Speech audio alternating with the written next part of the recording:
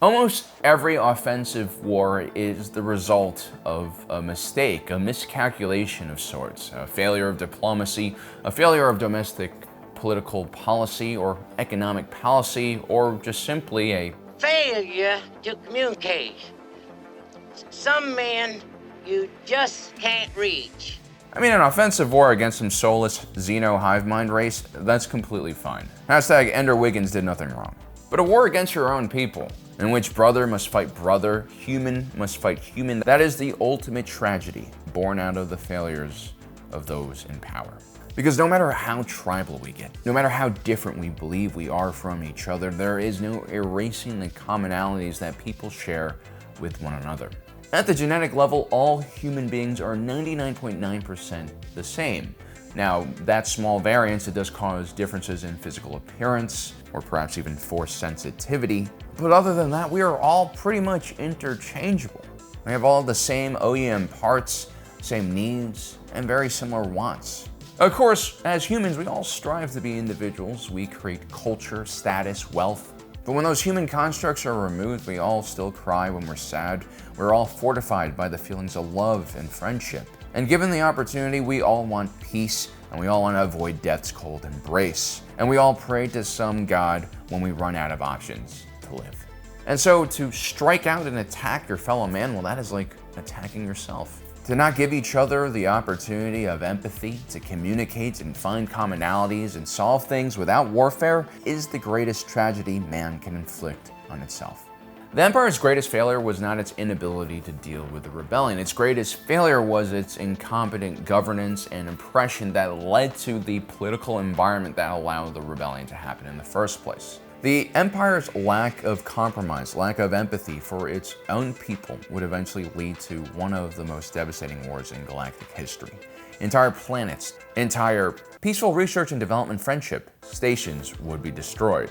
And because the Empire failed to make a difference back when it still had a chance to stop the rebellion from ever happening, it had to eventually evolve in order to survive the wrath of its own citizens. The Galactic Empire was many things. It represented one of the largest and most centralized governments we've seen since the Rakatan Infinite Empire days.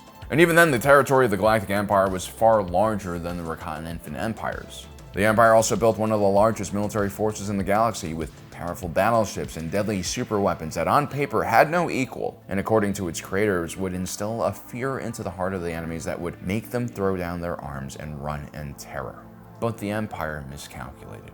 Their battleships were too large and clumsy to chase down fast and agile rebel starfighters. The Death Star was a massive weapon and therefore an even larger target. And all that fear they detected from rebel units that scurried away in the face of Imperial might, well, that fear was actually just the grim determination of folks who have nothing left to live for except freedom. And their retreat in the face of Imperial forces, well, it's just a tactical retreat so that they can strike back on another day when odds are in their favor. They say that most peacetime militaries are built for the last war, and had the Galactic Empire actually built their military for the last war, I think the Rebel Alliance would have never gained any momentum and they would have never defeated the Empire. But no, the Imperial military was not built to fight the last war. It was built to fight an imaginary battle going on in the heads of madmen like Palpatine and fear-driven individuals like Tarkin. But even if your military has the most ineffective leadership up top, the average infantryman, tanker, sailor, pilot, the ones who are on the front doing all the dying, they will find a way to adapt. When a person's life is at stake, they will try to evolve. And to the Imperial military's credit, soon after its first few serious clashes with rebel insurgent groups, starting with the raid on Aldhani, the Empire began transitioning the Imperial military from its dormant sleeping phase into war mode. Today we'll be looking at the doctrine, policy, and equipment changes the Empire made in order to deal with the evolving rebel threat. Before we begin, there has been a rumor floating around the internet that I am selling lightsabers that I have looted from Clone Wars battlefields from victims of Order 66. You see, the truth is, these are not lightsabers from dead Jedi, but simply Jedi who have become one with the Force. It's a part of the Jedi philosophy to let go of material things when they pass to the next realm, where one can only bring their true essence and one piece of carry-on baggage with them. The point is, the Jedi would want you to have these lightsabers, otherwise they would go to waste. And there's no better place to get your hands on these lightsabers than our sponsor for today, ownersaber.com. And today they have a really cool unique lightsaber for you guys to check out. This is the Kyber Core blade. What makes this lightsaber so unique is the fact that it has an exposed compartment from which you can see the Kyber crystal, the heart of the lightsaber. This living prism amplifies not only the power and energy going into the blade, but your connection to it through the Force. Paired with a sleek black body, this is the perfect weapon for a Sith or dark side affiliated Force user who wants the world to know that they have achieved that corruption of their Kyber crystal, which turns it red. Or you could just not bleed your Kyber crystal and have a healthy relationship with your lightsaber, not be toxic, but whatever, it's your choice completely. And better yet, right now, ownasaber.com has 30% off of all purchases on their website with free shipping. If you guys are interested, check out the description down below for more information. Thank you for your patience. On to the rest of the video. The betrayal of Lieutenant Gorn, the second in command of the Aldhani garrison, and the inadequate response by the Imperial Army personnel on the base during the raid rose 2 red flags for Emperor Palpatine. First, the betrayal and incompetence of his officer corps highlighted a much larger problem that ran rampant across the Empire. A lack of fairness and transparency within the Imperial Academy system meant that the best and brightest, the most willing to cooperate, were not actually excelling in this system. Instead, much of the corruption and patronage that were a problem during the Republic period had been inherited by the Empire. When the Republic transitioned to the Empire, Palpatine still had to cut deals with the political elite who controlled a massive portion of the galaxy's wealth and therefore a lot of political and economic power. There was no attempt to reform the judicial system. There were no attempts to put checks and balances on the individuals in power. If anything, these institutions were eroded even more so that Palpatine and his cronies could continue to loot the treasury and basically do whatever they wanted.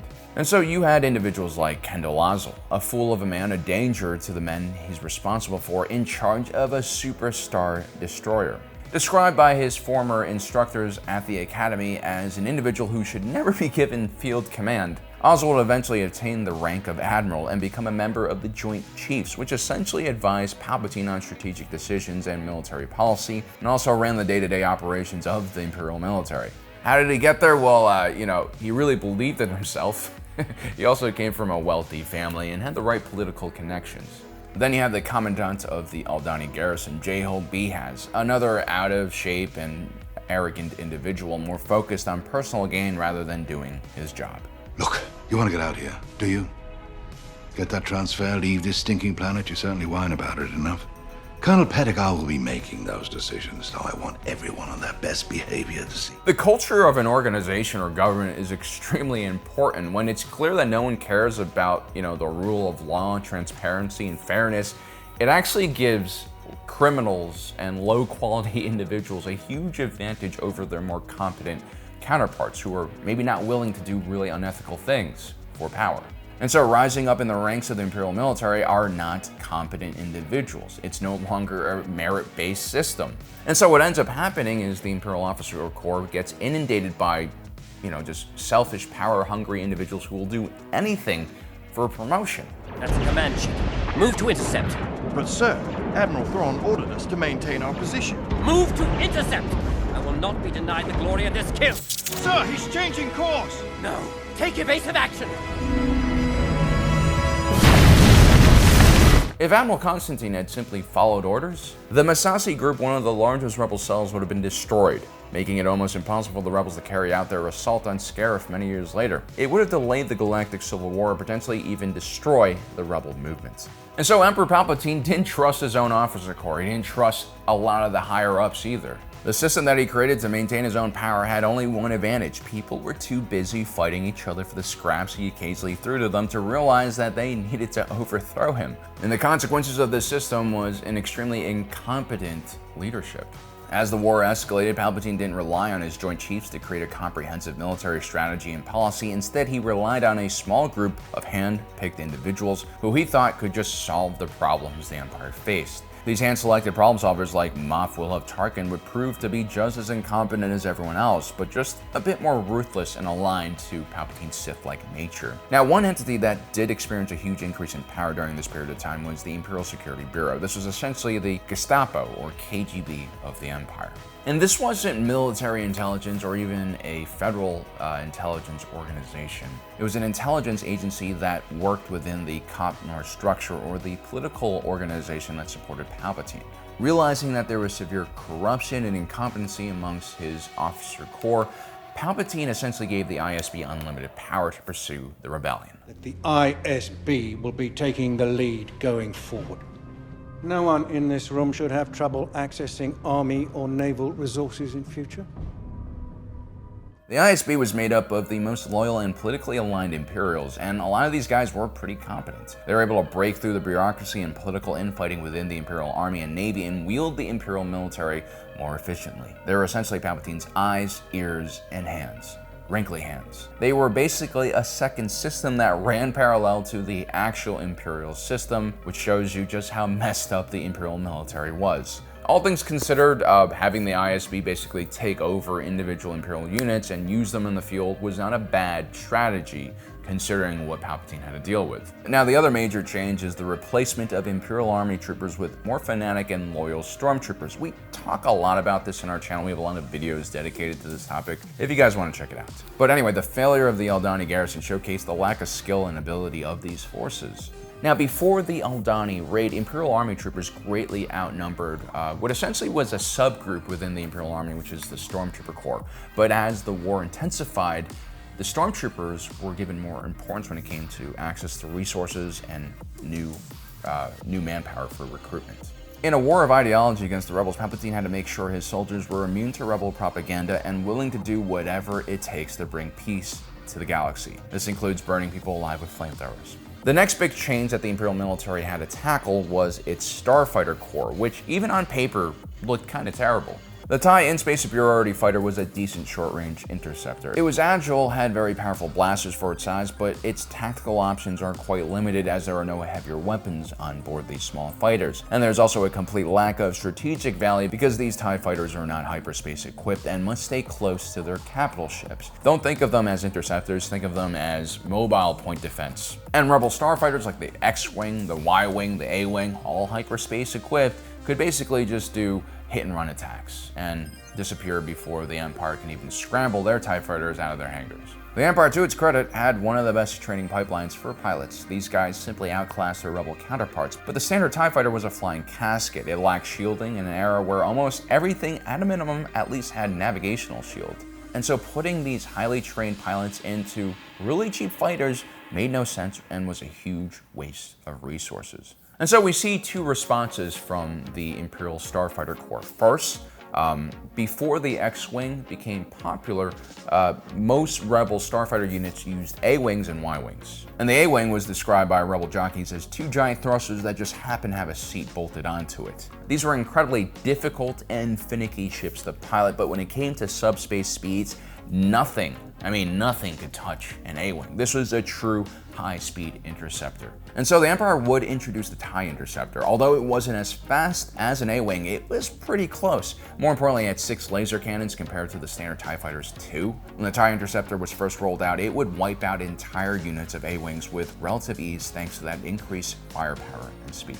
Then we had Thrawn's TIE Defender program. This was a multi-role space superiority fighter that basically outclassed everything the Rebels and Empire had. This tri-wing TIE fighter had a hyperdrive, shields, heavy weapons, and increased firepower. Some variants even had a tractor beam. And on one of its first deployments, a single TIE Defender almost took out all of Mon Mothma's escorts as he tried to escape Coruscant for the rebellion. This was the one fighter that Rebel forces couldn't simply run away from in hyperspace. And had it been deployed in greater numbers under Grand Admiral Thrawn's leadership, had these ships been deployed on the Death Star, I have no doubt that the Rebel Alliance would have lost the Battle of Yavin. But unfortunately, the TIE Defenders were extremely expensive. It cost 5 times more than the standard TIE Fighter at 300,000 credits and about twice as much as an X-Wing and A-Wing. But the reality is, the Empire really didn't need that many TIE Defenders because the Rebel Alliance was so small, so they probably could have afforded outfitting a few dozen wings, right? But that's not what happened because Thrawn, despite being a genius on the battlefield, was an amateur on the political stage. He just didn't understand why it was important. And so other weapons programs with more robust advocates would basically take away all that funding from the TIE Defender and end up killing the project, along with space whales. Space whales were also a big problem. So there you have it, guys. That is how the Empire evolved. And this is an important lesson. Even though the Empire started out as a completely incompetent military force at the beginning of the war, never underestimate an organization's will to survive and willingness to adapt in extreme circumstances. Well, guys, I hope you enjoyed today's episode. Don't forget to subscribe and hit that notification button down below so you don't miss out on the rest of our awesome content. As usual, my name is Alan, reminding you that my allegiance is to the Republic, to democracy. Yeah.